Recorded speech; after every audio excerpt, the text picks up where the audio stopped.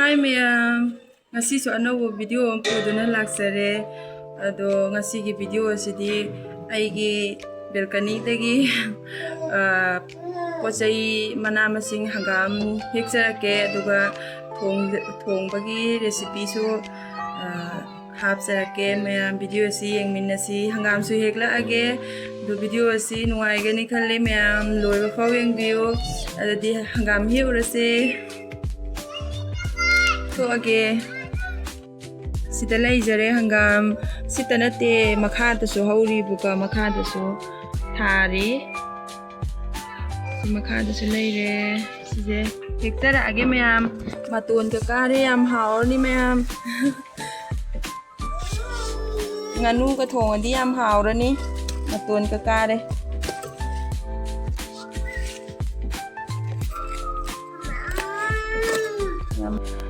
ꯑꯩꯒꯤ ꯍꯪꯒꯥꯝꯁꯦ ꯑꯣꯔꯒꯥꯅꯤꯛꯀꯤ ꯍꯪꯒꯥꯝꯅꯦ ꯍꯥꯔ ꯅꯨꯡ ꯀꯩꯝꯇ ꯍꯥꯞꯇꯕꯅꯦꯕꯀꯣ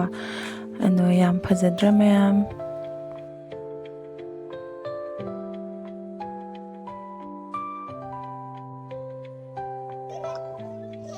ꯁꯤꯗꯒꯤꯁꯨ ꯍꯦꯛꯆꯔꯛꯑꯒꯦ ꯁꯤꯗꯒꯤꯅꯦ ꯍꯪꯒꯥꯝ ꯇꯔꯨꯛ ꯇꯔꯦꯠꯂꯛ ꯊꯣꯡꯈ꯭ꯔꯦꯕꯀꯣ ꯍꯪꯒꯥꯝꯁꯦ ꯌꯥꯝ ꯄꯥꯝꯖꯕ ꯍꯪꯒꯥꯝ ꯃꯇꯝꯁꯤꯗꯤ ꯍꯪꯒꯥꯝ ꯆꯥꯔꯒ ꯍꯥꯏꯗꯤ ꯍꯥꯎꯏꯅꯀꯣ ꯑꯗꯣ ꯑꯌꯤꯡꯕ ꯃꯇꯝꯁꯤꯗꯗꯤ ꯑꯗꯨꯅ ꯑꯩꯈꯣꯏ ꯍꯪꯒꯥꯝꯁꯦ ꯌꯥꯝ ꯄꯥꯝꯖꯕ ꯑꯩꯅ ꯉꯥꯎꯖꯕ ꯑꯗꯨꯅ ꯍꯪꯒꯥꯝꯁꯦ ꯌꯥꯝ ꯊꯥꯕꯅꯦ ꯑꯗꯨꯝ ꯑꯍꯥꯡꯕ ꯖꯒꯥ ꯈꯨꯗꯤꯡꯒꯤ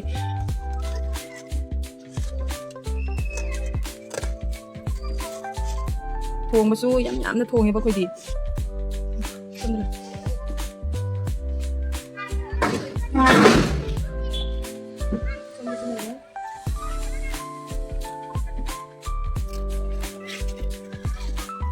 ꯍꯦꯛꯈꯤꯕꯒꯤꯅꯦ ꯉꯥꯛ ꯂꯩꯇ ꯑꯗꯨꯝ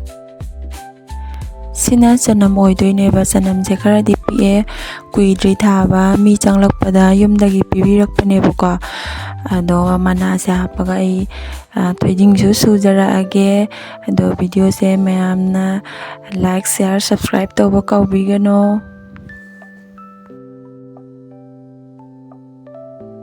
ꯁꯣꯝꯒꯤ ꯕꯦꯜꯀꯅꯤꯗꯒꯤ ꯑꯃꯨꯛꯀ ꯈꯔ ꯍꯧꯔꯤ ꯑꯗꯒꯤ ꯑꯃꯨꯛꯀ ꯈꯔ ꯍꯦꯛꯆꯔꯛꯑꯒꯦ ꯂꯥꯎ ꯁꯤꯒꯤ ꯍꯪꯒꯥꯝꯁꯤꯁꯨ ꯐꯖꯅ ꯍꯦꯛꯑꯦ ꯁꯤ ꯄꯥꯝꯕꯤꯁꯤꯁꯨ ꯍꯦꯛꯈꯤꯕꯩꯅꯦ ꯁꯤ ꯃꯌꯥꯝꯁꯦ ꯐꯖꯔꯦ ꯁꯤꯁꯨ ꯃꯅꯥꯀꯁꯦ ꯌꯥꯝ ꯄꯥꯛꯑꯦ ꯐꯖꯗ꯭ꯔꯦ ꯌꯦꯡꯉꯣ ꯃꯌꯥꯝ ꯃꯄꯥꯟ ꯂꯝꯗ ꯑꯣꯏꯅ ꯐꯖꯅ ꯐꯖꯣꯛꯈ꯭ꯔꯦ ꯌꯥꯝ ꯐꯖꯩ ꯁꯤ ꯄꯥꯝꯕꯤ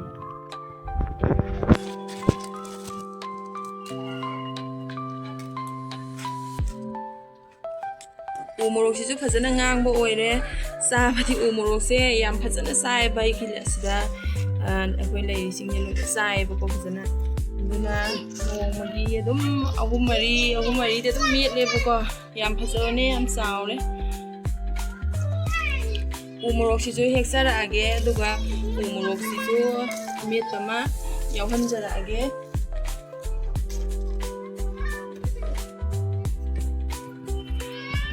फजरे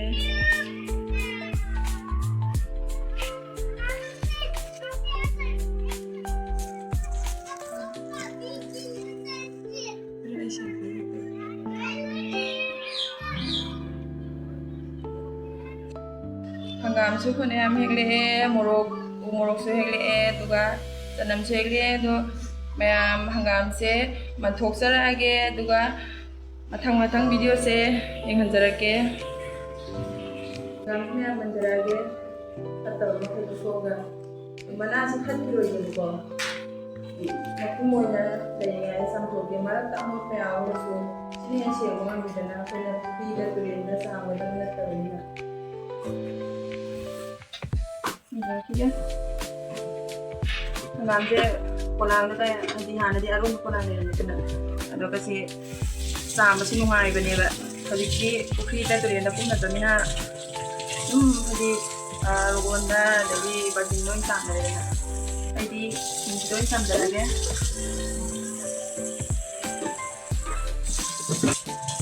सिजे इसिंदि चथोक्तना बसी थमगेबको दुगा माइना सि मारक सिंदि फजना से सामबिबा दो अदोदि सेंबा हेलिदना को थत्तिङैदा दुगा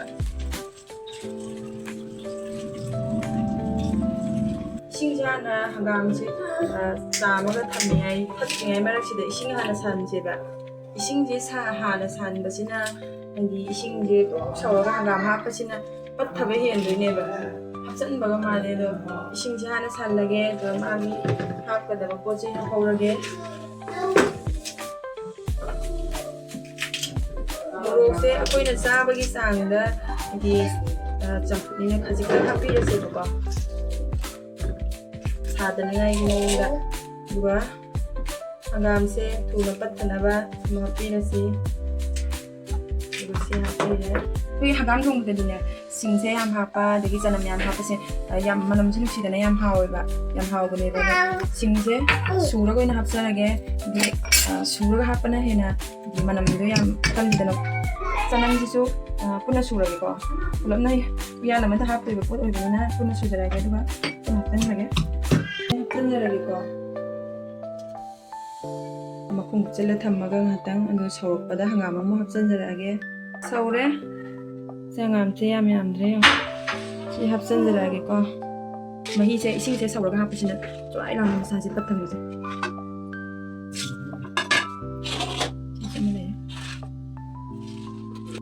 hanggam sidine sumaina uyanda yam chinna namsan tawraga putpani hena hawbaneba ado aidi uyan ju pujare e do sigi mathak sida murok se hoyen thoi muki ido du sungal hawrage bako murok putpa se hapawrage murok se aduga chalaga thambirage do mathang tang ing hanjarake ma'am saure do yam tuna pathe murok se pathara me du morok si lok thok charage buka morok sina me to neba sidani u gi khabai do lai tri buka tena mai chap nai na ocharage sina thuna toibe hele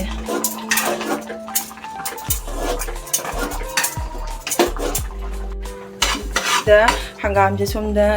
phutlingai dani ko somda thoiding ding au charage buka morok se hapaga ngau charage buka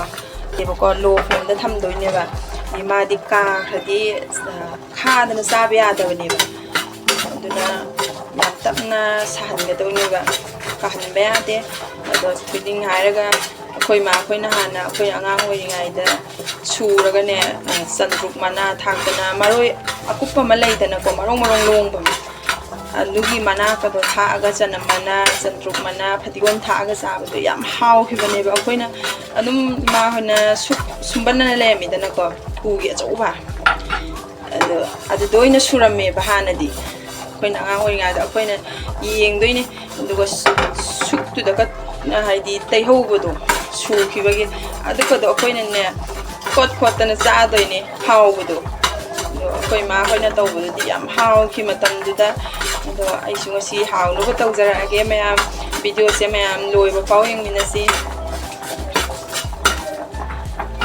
yare di ka he nang ka hadi khagat pani do si lokha birage morok singse han hapaga suradi harane bako duna morok se lokha jarage duga morok sina kon hapaseba Yengsang se lo sinjare e do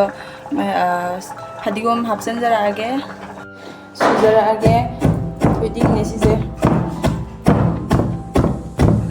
thoiding je aina hana fazana samtho aga mantho e ko duga fazana samtho aga phaudu aga thambane ba aidi phatta ba kai ka me yawi dana ko fazana mulle duga sida le si suga matam da koi gi mana di chanam maroi ha pa se sije happy kanu ba aidi ai di hakte mayam di khangde do thoiding je toi hauda bane ba du cha ba kan da maru yaw pa ni ba maru yaw do singsuda oibaga di phaba ko duga sumana suda di nuai ta bane ba na ai han kona thoiding jiga mo si khata tongan han sudu edan ko duga thum ha paga duga mo mana masing sila mo kona tongan suiba chanam hapsan jarage singga hapsan jarage duga singga janam ko se mo sudura surage maroi si so mo hapsan jarage buka duga padigom su khara hapsan jarage amuka sina tongan subiyoba ado si tongan suradi suraga ꯊꯣꯏꯗꯤꯡꯁꯦ ꯇꯣꯏꯕ ꯍꯦꯟꯗꯣꯏꯅꯦꯕꯀꯣ ꯊꯣꯏꯗꯤꯡꯁꯦ ꯍꯥꯞꯆꯔꯒꯦꯕꯀꯣ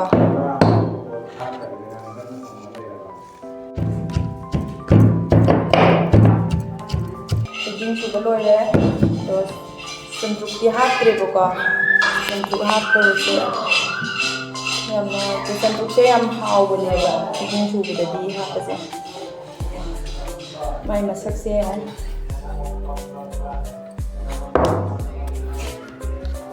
ꯌꯥꯝ ꯂꯣꯏꯖꯔꯦ ꯌꯥꯝ ꯍꯥꯎꯗꯧ ꯃꯥꯜꯂꯦ ꯃꯣꯔꯣꯛ ꯃꯦꯠꯄ ꯑꯃꯒ ꯇꯧꯖꯔꯛꯑꯒꯦ ꯑꯗꯨꯗꯤ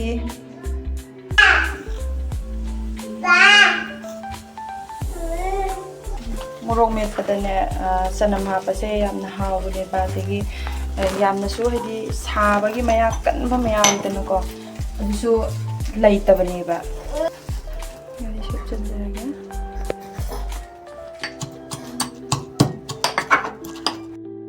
ꯊꯣꯡꯕ ꯊꯥꯛꯄ ꯂꯣꯏꯁꯟꯖꯔꯛꯑꯦ ꯏꯆꯝ ꯆꯝꯕ ꯃꯊꯦꯜꯅꯦ ꯁꯤꯗꯅ ꯍꯪꯒꯥꯝ ꯆꯝꯐꯨꯠ ꯑꯃ ꯂꯩꯔꯦ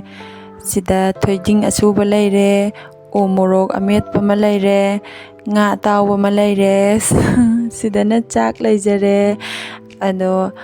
ꯃꯌꯥꯝꯅ ꯑꯩꯒꯤ ꯚꯤꯗꯤꯑꯣ ꯑꯁꯤꯕꯨ ꯁꯞꯄꯣꯔꯠ ꯇꯧꯕꯤꯌꯣ ꯃꯌꯥꯝ ꯃꯊꯪꯒꯤ ꯚꯤꯗꯤꯑꯣ ꯉꯥꯏꯕꯤꯔꯝꯃꯣ ꯉꯁꯤꯒꯤꯗꯤ ꯕꯥꯏ ꯕꯥꯏ